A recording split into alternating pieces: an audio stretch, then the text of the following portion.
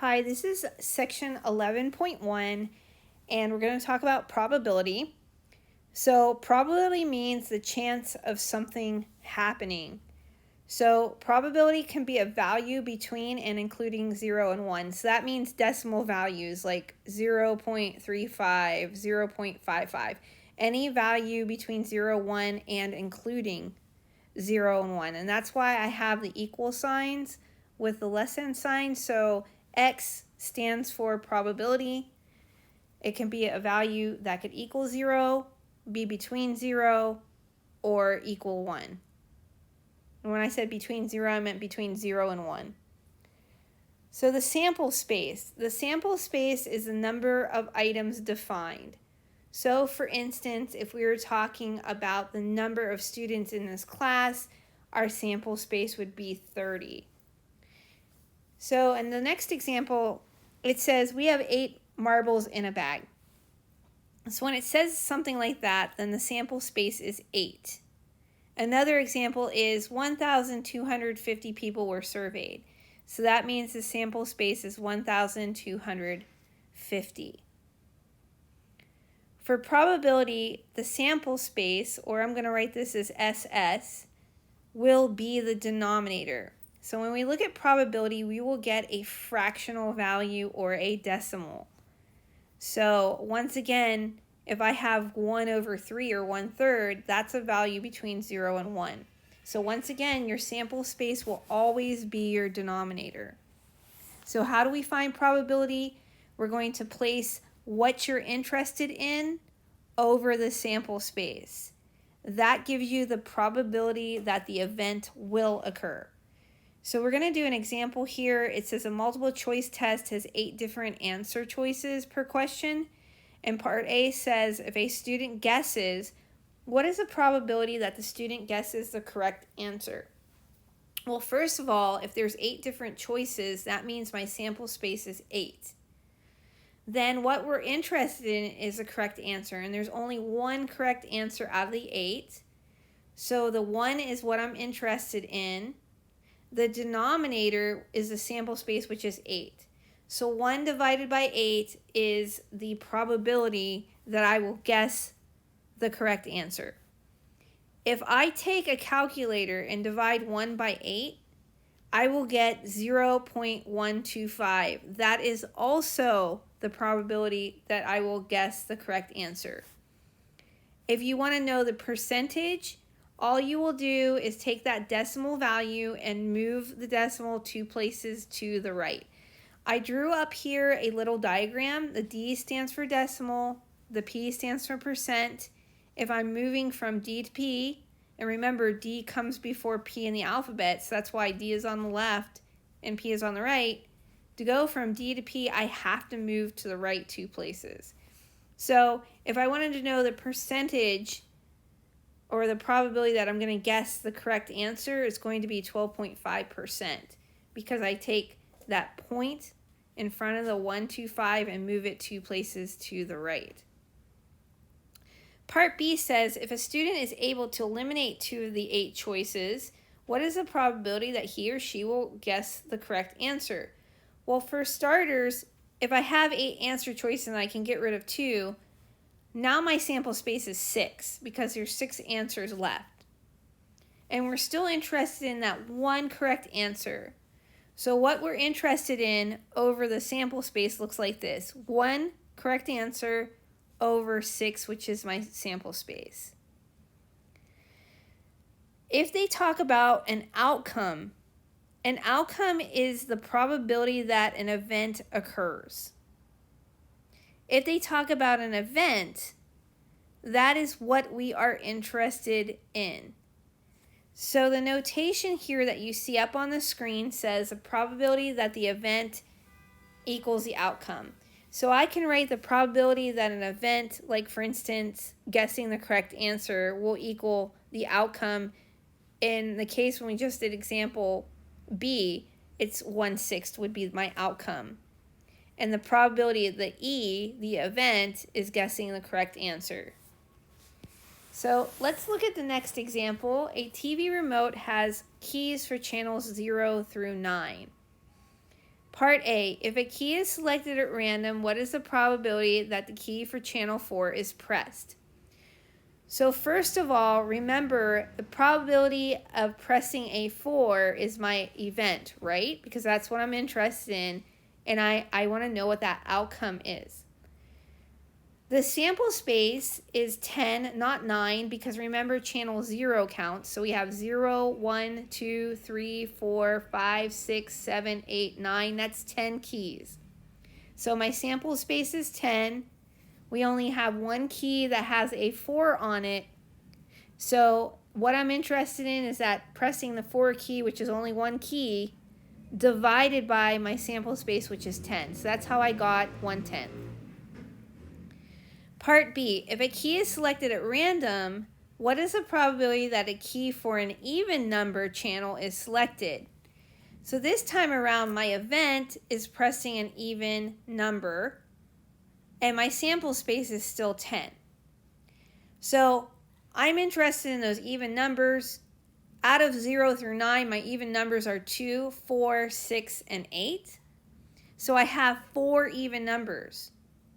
So what I'm interested in, I have 4 even numbers divided by my sample space, which is 10. And now I'm going to reduce down 4/10. So 2 goes into 4 twice, and 2 goes into 10 5 times. So my probability of pressing an even number is 2 out of 5, or 2/5. Part C says, if a key is selected at random, what is the probability that the key for a number less than 7 is pressed? So once again, my sample space is 10, so that's going to be my denominator. And what I'm interested in is pressing a number less than 7. A number less than 7 is 0, 1, 2, 3, 4, 5, and 6. So if I count how many of those numbers I have 1, 2, 3, 4, 5, 6, 7. So what we're interested in over the sample space is 7/10. The next objective deals with the words and or. So when we read the word and, we are going to multiply.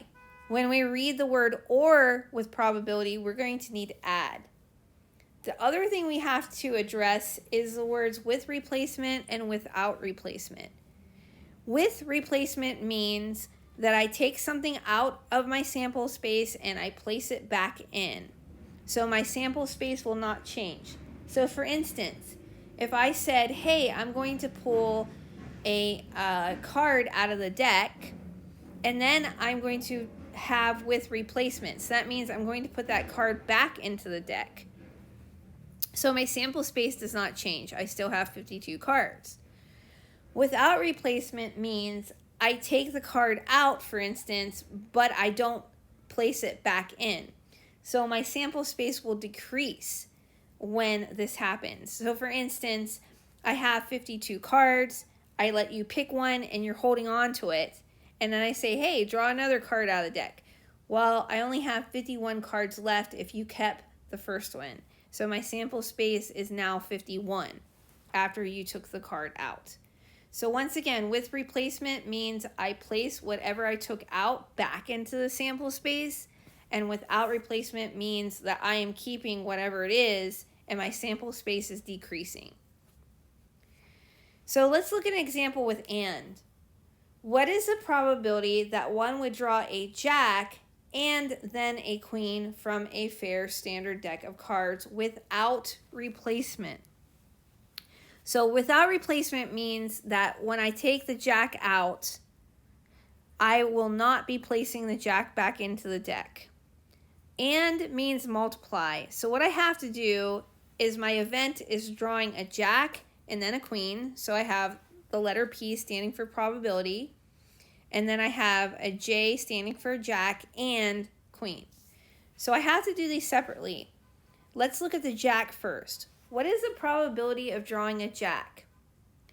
In a standard deck of cards, there are 52 cards. So my sample space for the jack is 52. There are 4 jacks in the deck, so I get 4/52. Then I have to deal with the queen. So I'm going to put the multiplication sign in because remember I had the word and in there. Now for the queen, my sample space has decreased because I've taken a card out. So my sample space is now 51. And I have 4 queens in the deck, so I have 4 out of 51. Now, your next step is to actually multiply these together. And before I do that, I'm going to want to reduce some things down. 4 goes into 52 evenly, 4 goes into itself once, and 4 goes into 52 13 times.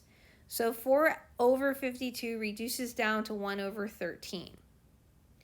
4 over 51 does not go into 51 evenly, so I can't reduce that. So now I'm just going to multiply straight across the numerator and straight across the denominator. So 1 times 4 equals 4, and 13 times 51 equals 663. Now I'm looking at 4 over 663, and that does not reduce down, so that is my answer.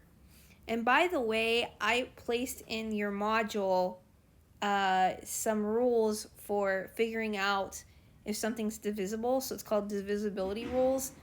And it's rules for knowing if something's divisible by 0, something's divisible by 10, something's divisible by 2, something's divisible by 3, 4, or 9. So take a look at it, and that'll help you with reducing.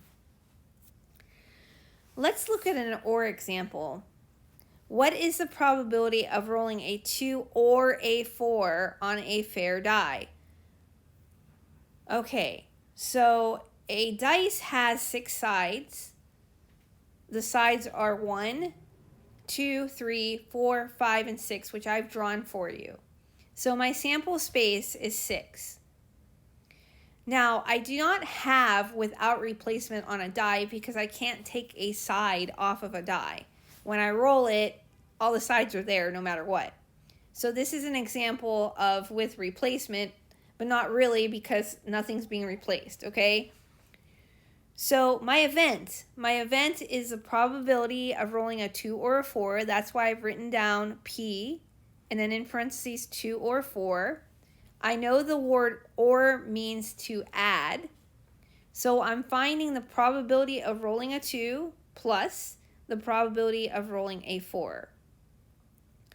So first, when you look at the probability of rolling a 2, I'm interested in rolling a 2. There is only 1 2 on the side of a dice, so I get 1 over 6 because that's my sample space.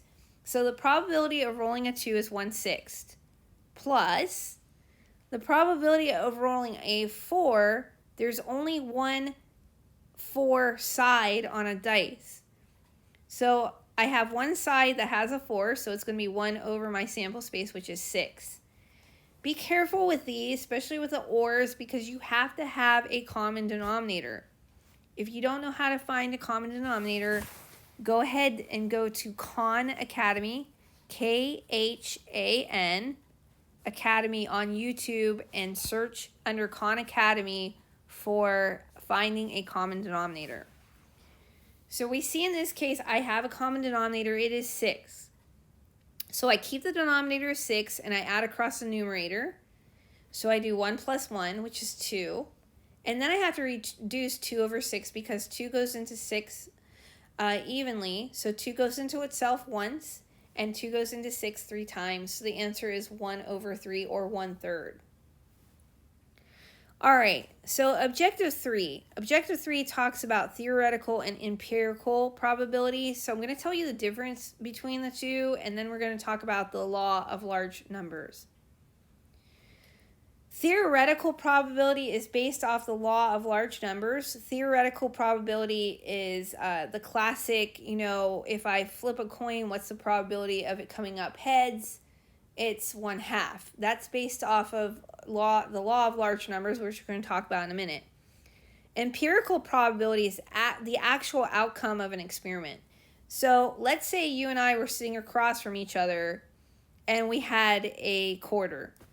And I would say, hey, I'm going to toss this 10 times. How many heads should come up if I toss this 10 times? Well, there's only 2 possibilities, heads or tails. So you would say, hey, you have a half a chance of getting heads, and if there's 10 of them, half of 10 is 5. That's my expected number of heads. That is theoretical probability. But let's say I actually tossed the coin and only heads came up 4 times. That's empirical probability because that's the actual number of heads observed. So if you're looking at empirical probability, you're going to see that there is a column called the relative frequency. So that means that I have 4 over 10. So that is 0.4. So let's take this up a moment and say we toss the coin 100 times. So once again, theoretically speaking, because I have a half a chance of getting heads, I should see 50 heads come up. Once again, that is theoretical. But let's say I actually do the experiment and 45 turn up. So the relative frequency of getting heads on that toss is 45 over 100, which is 0.45.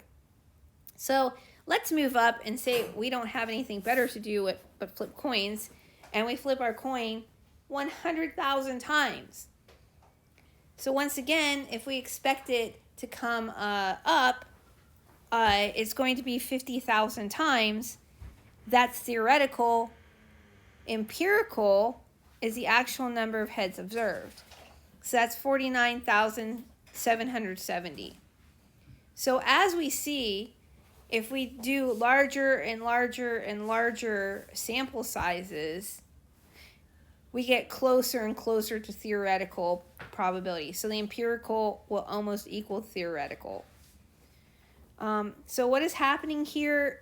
Once again, the empirical probability is getting closer to the theoretical probability.